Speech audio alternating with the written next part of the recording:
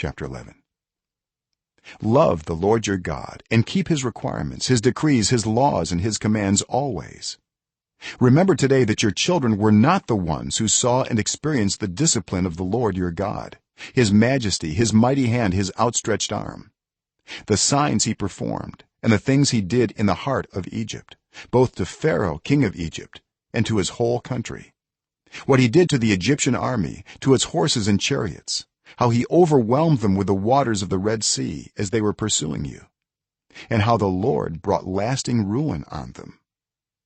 It was not your children who saw what he did for you in the wilderness until you arrived at this place, and what he did to Dathan and Abiram, sons of Eliab the Reubenite, when the earth opened its mouth right in the middle of all Israel and swallowed them up with their households, their tents, and every living thing that belonged to them.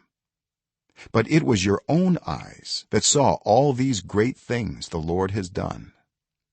Observe therefore all the commands I am giving you today, so that you may have the strength to go in and take over the land that you are crossing the Jordan to possess, and so that you may live long in the land the Lord swore to your ancestors to give to them and their descendants, a land flowing with milk and honey. The land you are entering to take over is not like the land of Egypt from which you have come, where you planted your seed and irrigated it by foot as in a vegetable garden.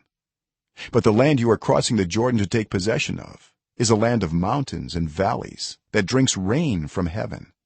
It is a land the Lord your God cares for. The eyes of the Lord your God are continually on it from the beginning of the year to its end. So if you faithfully obey the commands I am giving you today, to love the Lord your God and to serve him with all your heart and with all your soul, then I will send rain on your land in its season, both autumn and spring rains, so that you may gather in your grain, new wine, and olive oil. I will provide grass in the fields for your cattle, and you will eat and be satisfied. Be careful, or you will be enticed to turn away and worship other gods and bow down to them. Then the Lord's anger will burn against you, and he will shut up the heavens so that it will not rain, and the ground will yield no produce, and you will soon perish from the good land the Lord is giving you.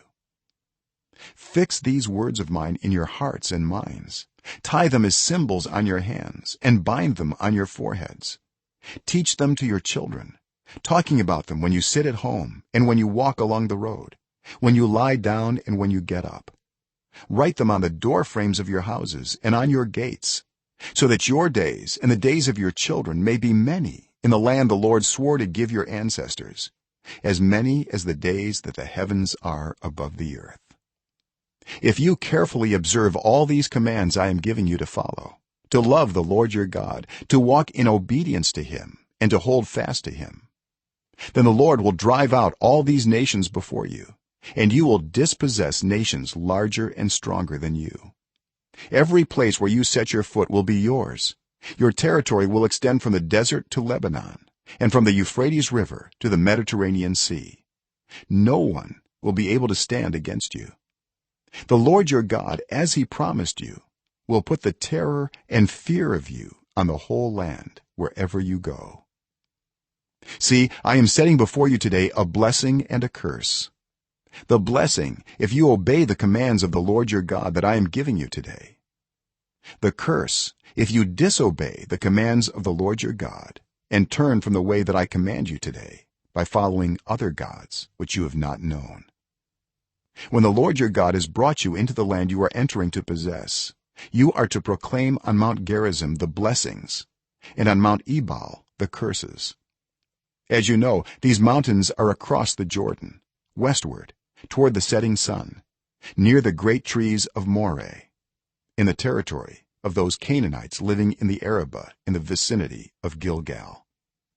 You are about to cross the Jordan to enter and take possession of the land the Lord your God is giving you. When you have taken it over and are living there, be sure that you obey all the decrees and laws I am setting before you today.